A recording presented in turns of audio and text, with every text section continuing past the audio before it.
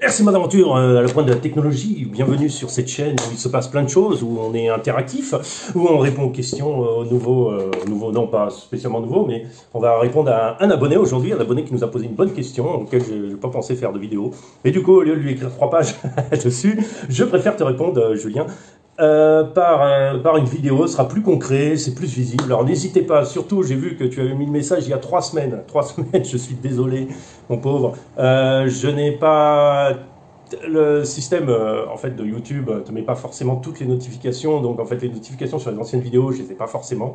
Donc voilà pourquoi un tel délai. Ça veut pas dire que vous pouvez pas poser des questions, ça veut juste dire si vous avez une question, même si elle n'a pas rapport avec la vidéo, posez-la sur la dernière vidéo que je mets en ligne comme ça. La dernière vidéo, je regarde tout le temps ce qui se passe au niveau de la comment on appelle ça, au niveau de ce qui se passe quoi. Donc voilà, écoute, la question est simple. Voilà, tu voulais savoir si moi j'avais des jantes étanches, en fait, c'est-à-dire que est-ce que mes pneus sont étanches, en fait, est-ce que l'eau ne rentre pas, ou est-ce qu'ils sont troués, et qu'est-ce qu'il faut faire de ce côté-là. Alors, pour faire simple, ceux-là, donc, c'est les bidlocks. Ces bidlocks-là n'ont pas de trous, donc elles sont complètement étanches, complètement imperméables. Alors, c'est un plus et un moins. Pourquoi ? Et je te donne le deuxième exemple, ça c'est le deuxième jante de compétition qu'utilise mon fils. Et là ce sont des jantes collées, donc dans ces jantes plastiques, on a un trou ou 2 trous pour échapper l'air. Qu'est-ce que ça change concrètement? Ça change le rebond du pneu. Déjà, si tu roules beaucoup dans l'eau, première chose, bouche les trous, fais que ce soit étanche, c'est important. Pourquoi? Parce que l'eau va rentrer dedans et va jamais sortir. C'est-à-dire ça va jamais s'évaporer, ça va jamais sécher. Parce que ça part de petits trous, l'évaporation, non, ça n'existe pratiquement pas. Ça va pas t'aider beaucoup. Donc ce qu'il faut faire, c'est si tu vas dans l'eau régulièrement, bouche les trous. Moi, je suis pas trop fan d'aller dans l'eau, pour la simple et bonne raison que c'est pas que mes roues soient pas étanches, au contraire, elles le sont.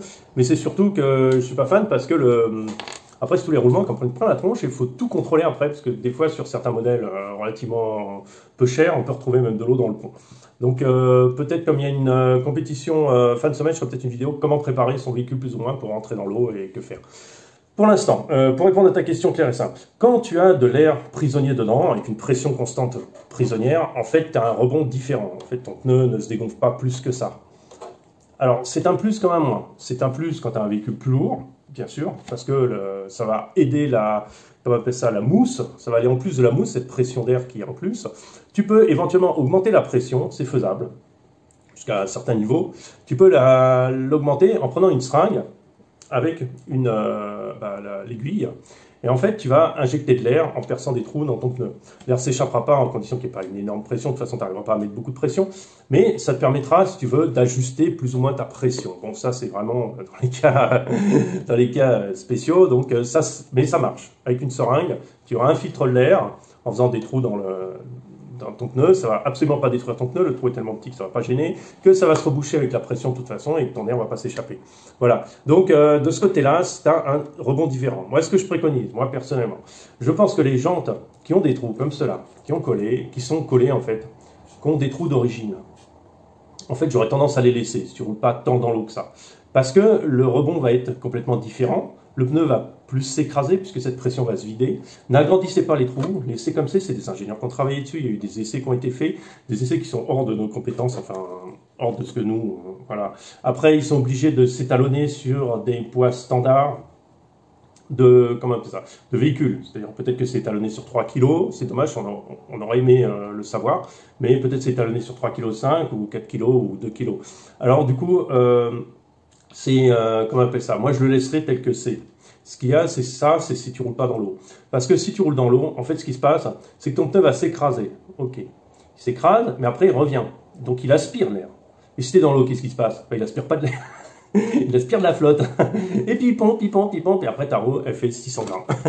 Alors, c'est bien, tu es collé au sol, hein, c'est génial.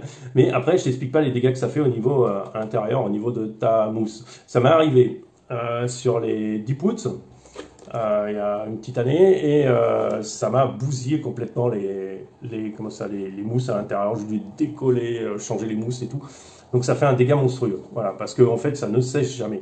Ce qui se passe aussi, quand vous avez par exemple un pneu comme les Deep Woods, par exemple de chez Duratrax, ou chez Louise, il existe aussi, des pneus avec des mousses très très molles.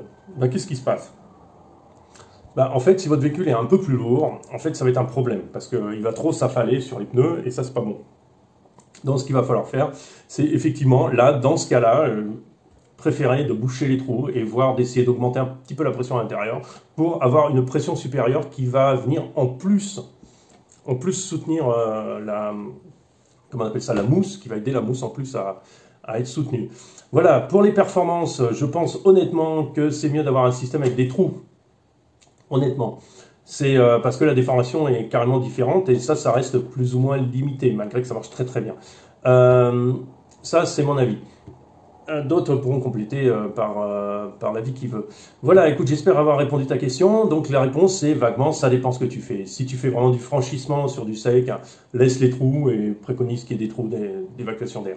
Si tu roules dans l'eau assez souvent et que tu veux pas changer tes mousses tous les 2 mois, bah écoute, préconise alors d'empêcher l'air de rentrer et de sortir. Voilà, c'est tout. Sinon, rien de vraiment particulier là-dessus. Bah écoute, je te souhaite, n'hésite pas à poser d'autres questions. Si mon message n'était pas complet, les abonnés peuvent rajouter ce qu'ils veulent en dessous. Et je vous dis à très bientôt.